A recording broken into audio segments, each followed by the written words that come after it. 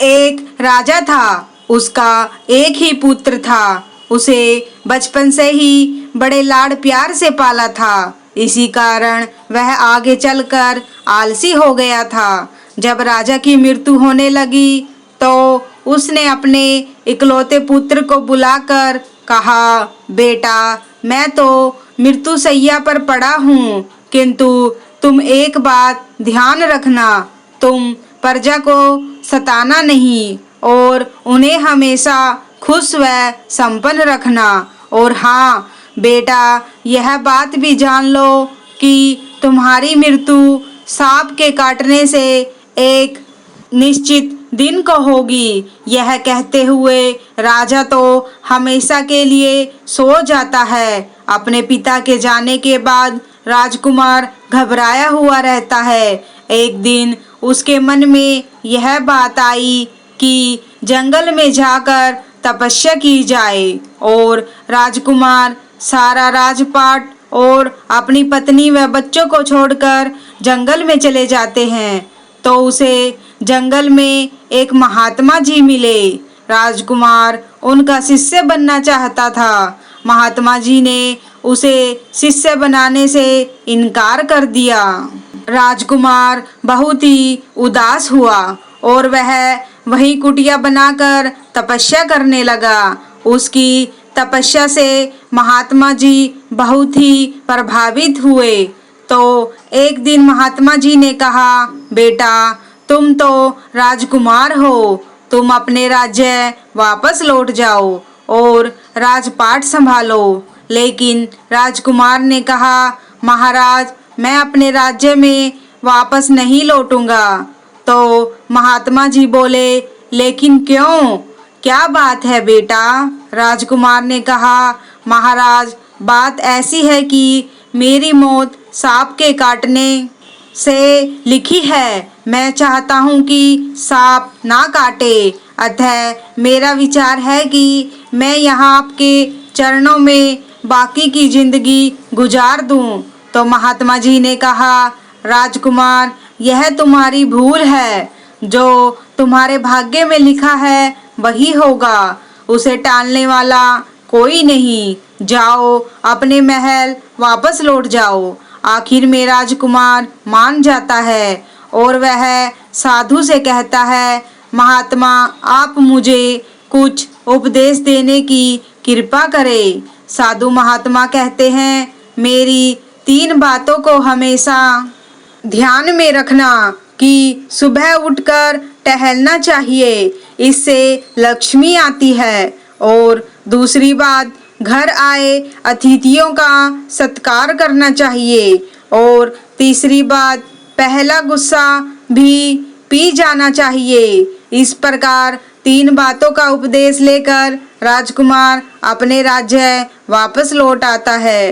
राजकुमार को देखकर उनकी प्रजा और रानी बहुत ही खुश होते हैं और उनका बड़े ही धूमधाम से स्वागत करते हैं।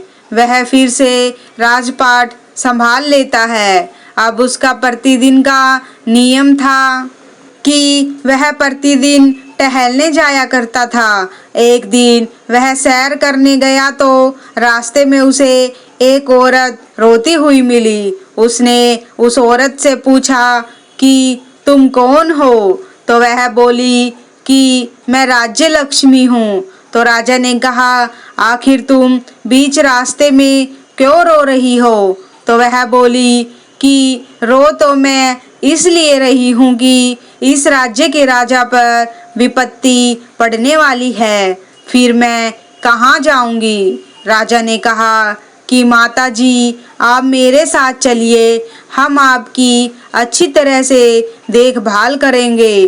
तो वह बुढ़िया बोली, ठीक है, तुम चलो, मैं आती हूँ। फिर राजा घर वापस आ गया।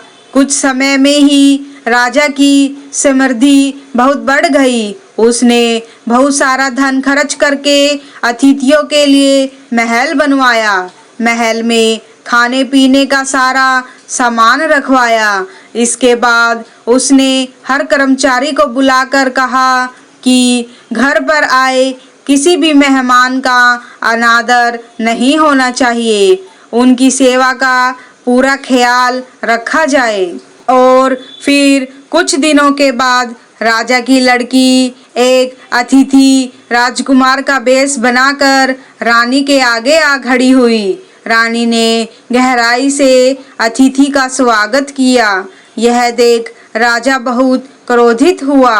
रानी को अन्य अजनबी राजकुमार के साथ बातें करते देखा। वह रानी के पास आया। उसने रानी को दंड देने के लिए म्यान से तलवार निकाली। तभी उसे याद आया कि इंसान अगर पहला गुस्सा पी जाए तो उससे कोई भी जीत नहीं सकता। तो राजा का मन बदल गया। उसने तुरंत सारा क्रोध पीकर तलवार म्यान में डाल ली। राजा की लड़की जो राजकुमार के भेष में थी, राजा का क्रोध देखकर घबरा गई। उसने झट से अपना भेष बदल लिया। तो राजा अपनी बेटी को राजकुमार के भेष में देखकर दंग रह गया। तो उसने पूछा, बेटी तुमने ऐसा क्यों किया? यदि मैंने तलवार चला दी होती तो आज अनर्थ हो जाता। तो वह बोली, पिताजी आपकी मृत्यु सांप के काटने से लिखी हुई है, इसलिए मैंने सोचा कि आपके जाने के बाद मैं राज्य चला सकती हूँ या फिर नहीं, बस यही देखने के लिए। इस प्रकार बात आई गई हो गई और अब राजा की मृत्यु का दिन भी आ चुका था। उसे साधु की बात याद थी कि घर आए अतिथि का स्वागत करना चाहिए। उसने निर्णय किया कि वह अपने मधुर व्यवहार से अपने शत्रु का दिल जीतने का प्रयास करेगा।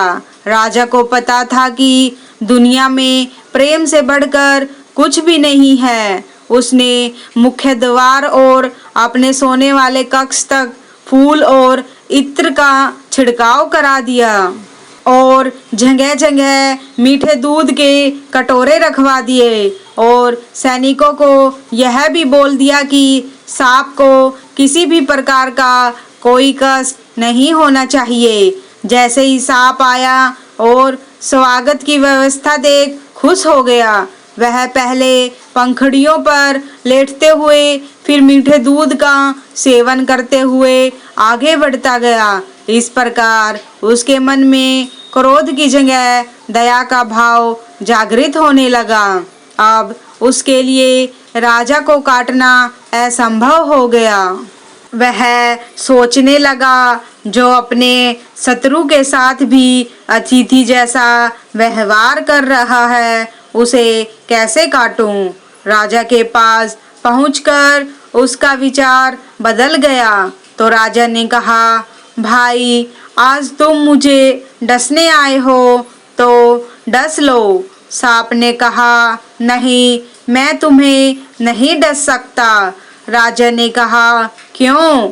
सांप ने कहा, इसलिए कि इस राज्य में मुझे खाने पीने के लिए बहुत कुछ मिला है। इतना कुछ खाने पीने के बाद यदि मैं तुम्हें डस लूं, यह तो नमक हरामी होगी।